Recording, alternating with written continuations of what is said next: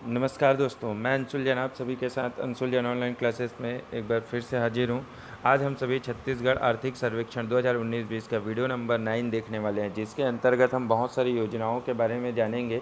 कल मैंने कुछ योजना में जैसे मुद्रा योजना, प्रधानमंत्री जन धन योजना के बारे में आप लोगों को बताया था। आज मैं आप लोगों को प्रधानमंत्री जीवन बीमा वगैरह की जो आदि हैं उनके बारे में आप लोगों को बताऊंगा। तो जो जो हमारे चैनल से भी नए जुड़ रहे हैं, कृपया हमारा चैनल सब्सक्राइब कर लीजिए और बेल आइकन पर क्लिक कर दीजिए, जिससे आने वाले वीडियोस के नोटिफिकेशन आपको मिलते रहें। और अगर आपको वीडियो अच्छा लगता है तो एक बार लाइक और शेयर ज़रूर कर दीजिएगा, ताकि ज़्यादा से ज़्यादा लोग हमारे वीडियो का लाभ ले सके। तो चलिए आज का लेक्चर स्टार्ट करते हैं और देखते हैं योजनाएँ। कल मैंने आप लोगों को वहाँ तक मुद्रा योजना तक बता दिया था। अब यहाँ पे आता है प्रत्यक्ष लाभ अंतरण। प्रत्यक्ष लाभ अंतरण इसको बोलते हैं डीबीटी, पैसे सीधे लाभार्थी तक पहुँचाने के लिए।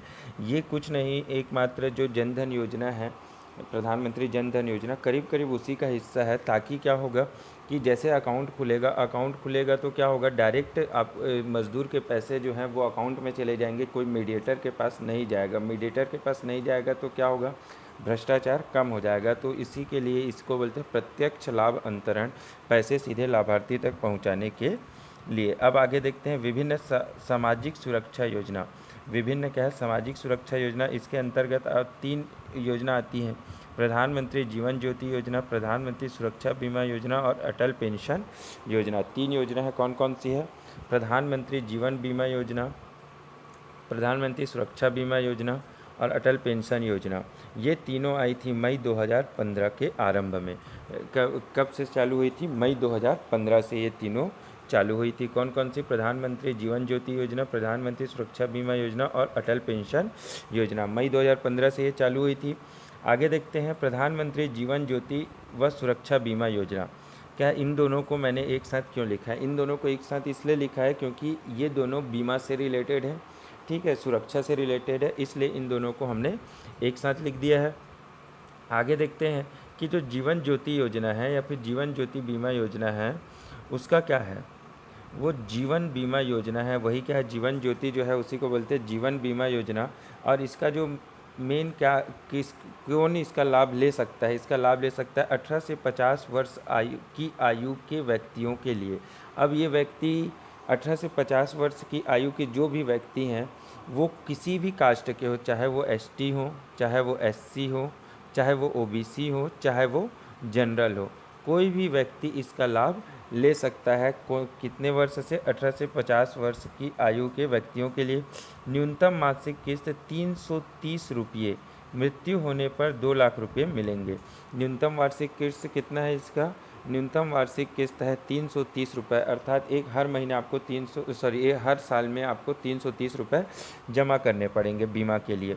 तो ये सबसे महत्वपूर्ण चीज़ है 330 रुपये। क्यों महत्वपूर्ण चीज़ है? क्योंकि ये व्यापम में पहले आ चुका है, ठीक है, व्यापम में ये क्वेश्चन पूछा जा चुका है, तो इसको आप लोगों को याद रखना है। दूसरा चीज़, 18 से 50 वर्ष की आयु के लिए बस उसका गरीब होना आवश्यक है। जो गरीब व्यक्ति हैं उनके लिए है। मृत्यु होने पर कितने रुपए मिलेंगे? 2 लाख रुपए आप लोगों को प्राप्त होंगे। आगे बोलता है सुरक्षा बीमा योजना, विकलांगता व मृत्यु दोनों के लिए। अब देखिए, इसके पहले जीवन ज्योति योजना है, ये मृत्यु होने के लिए, मृत्यु होने पर 2 लाख रुपए मिलेंगे। लेकिन जो सुरक्षा बीमा योजना है ये किसके लिए है? अगर कोई दुर्घटनाग्रस्त होता है और विकलांग हो जाता है तो उसको भी सुरक्षा बीमा योजना कवर करेगा, ठीक है। वो इसके पहले वाला जो जीवन ज्योति योजना था वो विकलांगता को कवर नहीं करता है, लेकिन सुरक्षा बीमा योजना विकलांगता को कवर करेगा व मृत्यु दोनों के लिए, जिसकी वार्षिक किस्त 12 रुपये है। कितनी है? 12 रुपये। इसकी वार्षिक किस्त जो है सुरक्षा बीमा योजना की, हर वर्ष 12 रुपये आपको जमा करना है। बीमित व्यक्ति के आंशिक स्थायी विकलांगता पर 1 लाख रुपए मिलेंगे। स्थायी विकलांगता होती है, आंशिक भले ही क्यों ना हो, आपको क्या होगा, 1 लाख रुपए प्राप्त हो जाएगा अगर उसका बीमा है तो। आगे देखते हैं सुकन्या समृद्धि योजना। अब सुकन्या समृद्धि योजना क्या है? ये किसका भाग है? बेटी बचाओ बेटी पढ़ाओ आंदोलन का ही एक भाग है। सुकन्या समृद्धि योजना जो है हमारा, वो बेटी बचाओ बेटी पढ़ाओ योजना का ही ये क्या है, भाग है। 22 जनवरी 2015 से ये आरंभ किया गया था। कब आरंभ किया गया था?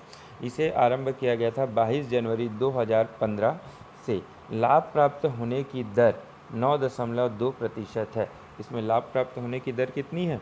9.2%। सुकन्या समृद्धि योजना क्या है? बेटी बचाओ बेटी पढ़ाओ आंदोलन का ही क्या है, एक भाग है।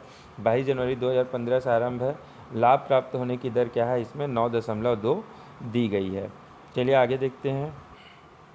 तो हम लोगों ने अभी तक सुकन्या समृद्धि योजना तक देखा था। अब देखते हैं अटल पेंशन योजना। अटल पेंशन योजना आप लोगों को बता चुका हूँ मैं कब चालू हुई थी। निजी क्षेत्रों में कार्यरत निम्न आय के समूह के लिए। किसके लिए है ये? निजी क्षेत्र अर्थात जो प्राइवेट नौकरी करते हैं, जिनके पास गवर्नमेंट नहीं है, उनकी जिनकी आय क्या है बहुत कम है, उनके लिए ये चालू किया गया है अटल पेंशन योजना। इसके तहत 1,000 से 5,000 रुपये तक की पेंशन प्राप्त होगी। 1,000 रुपये से 5,000 प्रति महीने की पेंशन क्या कर सकते हैं, प्राप्त की जा सकती है। जैसे जो सुरक्षा गार्ड होते हैं घर के सामने जो लगे होते हैं, उन लोगों को क्या है इसका लाभ प्राप्त होगा। अब देखते हैं खाद्य प्रसंस्करण निधि। खाद्य प्रसंस्करण निधि छत्तीसगढ़ राज्य में 3 फूड पार्कों की मंजूरी दी गई है। कितनी दी गई है? 3 फूड पार्कों की मंजूरी इसमें दी गई है। ई शक्ति कार्यक्रम, अब देखते हैं क्या है ई शक्ति कार्यक्रम। 15 मार्च 2015 से आरंभ। ये कब हुआ था? 15 मार्च 2015 से ई शक्ति कार्यक्रम क्या किया गया था, आरंभ किया गया था। स्वयं सहायता समूह को डिजिटाइजेशन के लिए क्या किया गया था? जो स्वयं सहायता समूह हैं उनके डिजिटाइजेशन के लिए ई शक्ति कार्यक्रम रखा गया था। अब इसके आगे क्या है? छत्तीसगढ़ में राजनांदगांव, दुर्ग, महासमुंद और बिलासपुर में प्रायोगिक आधार पर शुरू किया गया है। छत्तीसगढ़ में कहाँ कहाँ पे? 4 जिलों में, दुर्ग, राजनांदगांव, दुर्ग, महासमुंद और बिलासपुर। इन 4 जिलों में प्रायोगिक तौर पर इसे क्या किया गया है, चालू किया गया है। और अगर ये सक्सेसफुल होता है तो इसे क्या करेंगे, पूरे राज्य में लागू कर देंगे। आगे देखते हैं। आदिवासी विकास निधि के तहत बाड़ी विकास। आदिवासी विकास निधि के तहत क्या किया जा रहा है? बाड़ी विकास। ये किसके द्वारा संचालित होता है? नाबार्ड के द्वारा ये संचालित किया जाता है। छत्तीसगढ़ के 19 जिलों में इसे क्या किया गया है, शुरू किया गया। कितने जिलों में? 19 जिलों में इसकी शुरुआत की गई है। कुल 81 बाड़ी परियोजना स्वीकृत है। कितनी बाड़ी परियोजना स्वीकृत है? 81 बाड़ी परियोजना इसमें स्वीकृत की गई है। आगे देखते हैं। चलिए, नवीन योजनाएं। नवीन योजनाओं में सबसे पहला है कोंडागांव के अंतर्गत। कोंडागांव में क्या है? माँ दंतेश्वरी मक्का प्रसंस्करण की स्थापना की गई है। क्या की गई है? माँ दंतेश्वरी मक्का प्रसंस्करण की स्थापना कब की गई? 12 फरवरी 2019 से आरंभ है। कब से आरंभ है? 12 फरवरी 2019 से मक्का प्रसंस्करण कोंडागांव में हो गया है। अब इसके सदस्य कौन है? इसके सदस्य जो वहाँ के कृषक हैं वो हैं, और 46,616 कृषक इसके क्या हैं, सदस्य। कितने? 46,616 जो लोग हैं, कृषक हैं, वो इस योजना के क्या हैं, इस प्रसंस्करण के सदस्य हैं। आगे देखते हैं। अब आता है इथेनॉल प्लांट। इथेनॉल प्लांट क्या? भोरमदेव सहकारी शक्कर कारखाना कवर्धा में। इथेनॉल प्लांट कहाँ लगाया गया है? भोरमदेव सहकारी शक्कर कारखाना कवर्धा अर्थात कबीरधाम जिले में। और क्या है? मोलासीस से इथेनॉल बनाने का प्लांट है। किससे बनाया जाता है? मोलासीस से। क्यों मैं ये स्पेशली क्यों बता रहा हूँ? क्योंकि ऐसे क्वेश्चन एग्ज़ाम में पूछे जाते हैं। ठीक है दोस्तों, तो ये पूरा आप लोगों का चैप्टर 6 ख़त्म होता है। अब आगे हम लोग चैप्टर 7 देखेंगे। अगर आप लोगों को वीडियो अच्छा लगा है तो कृपया लाइक कर दीजिएगा और सब्सक्राइब कर दीजिएगा, जिससे आने वाले वीडियोस के नोटिफिकेशन आपको मिलते रहेंगे। Thank you guys.